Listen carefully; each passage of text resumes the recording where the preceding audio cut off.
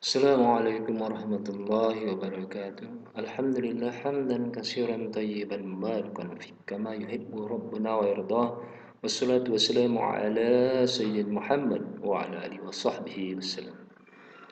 Anak-anakku santri SMP Anaba, kali ini Bapak akan mengajarkan tentang mata pelajaran IPA dengan materi sistem reproduksi manusia. Di sini nanti kita akan mempelajari sistem reproduksi pria dan sistem reproduksi pada wanita.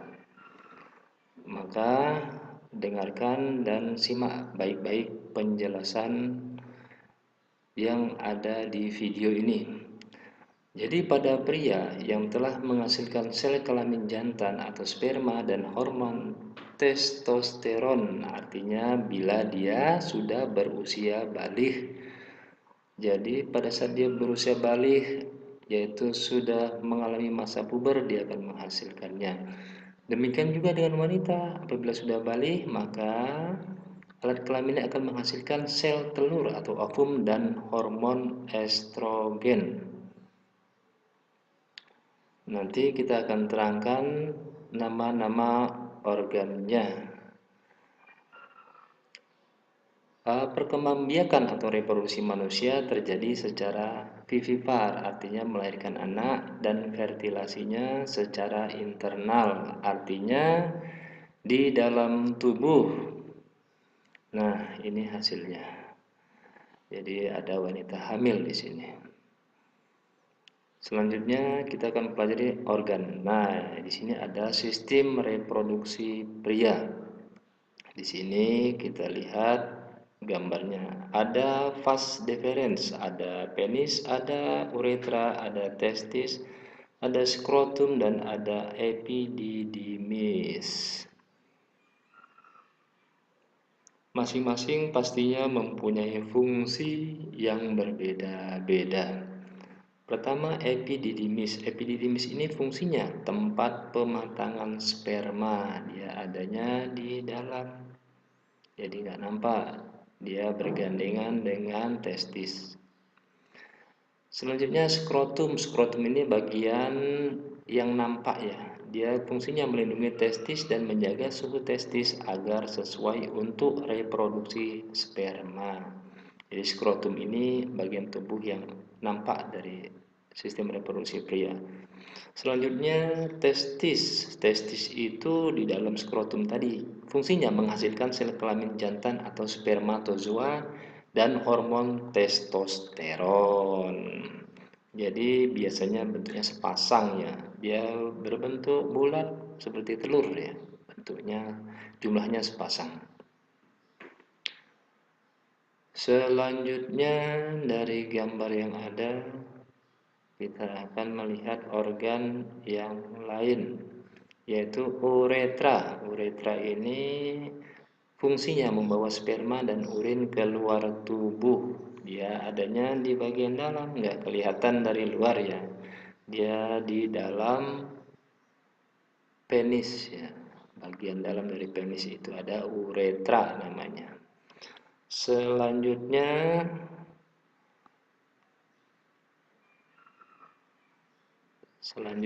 kita akan lihat bagian apa lagi? Bagian penis, yaitu ini bagian luarnya ya, yang nampak, yaitu fungsinya sebagai saluran pengeluaran sperma dan urin. Ini bagian yang tampak ya, sama dengan skrotum tadi. Bagian yang tampak cuma dua, skrotum dan penis. Selebihnya bagian yang tidak tampak mata karena di dalam ya. Selanjutnya setelah ini ada vas deferens, yaitu tempat penyimpanan sperma sebelum dikeluarkan melalui penis. Yaitu di sini dia tuh. Dia tempat penyimpanan sperma sebelum dikeluarkan. Nanti setelah itu baru dikeluarkan. Jadi sementara di situ. Selanjutnya, nah ini ada sel sperma gambarnya. Bentuknya seperti kecebong ya. Ini ada bagian kepala, badan, dan ekor.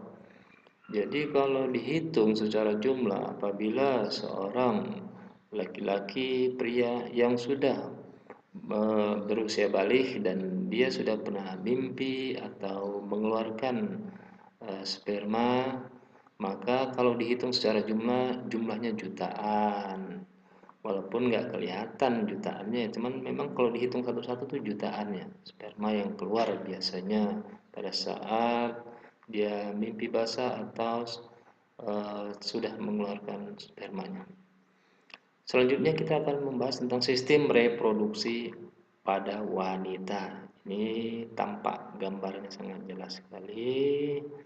Nanti kita akan menerangkannya. Nih, pertama oviduk, selanjutnya sel telur, ada ovarium di situ, ada rahim dan terakhir vagina. Sekarang kita terangkan satu persatu dari nama-nama tersebut yaitu fungsinya.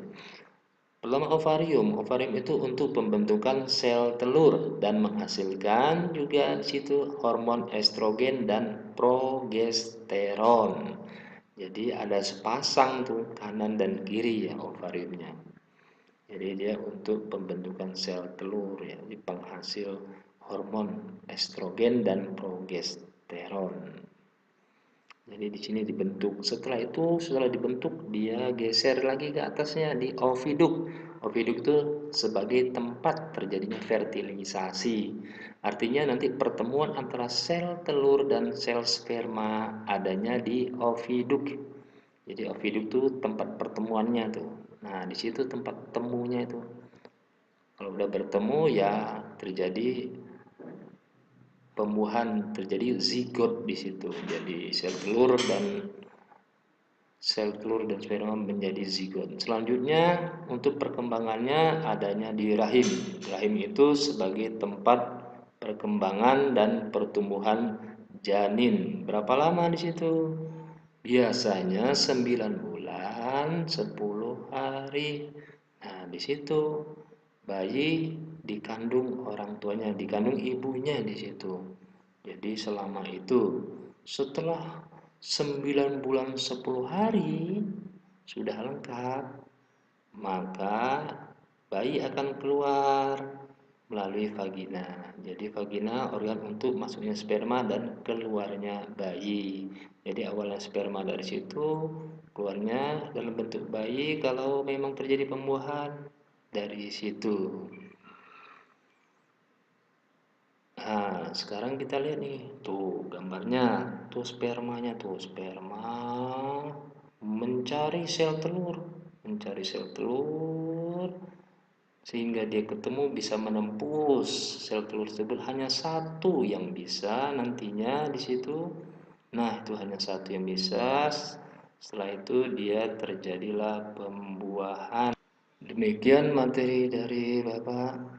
Kita akhiri dengan doa kafaratul majelis. Subhanakallahumma wa bihamdika asyhadu an la ilaha illa anta astaghfiruka wa atubu ilaik. Wassalamualaikum warahmatullahi wabarakatuh.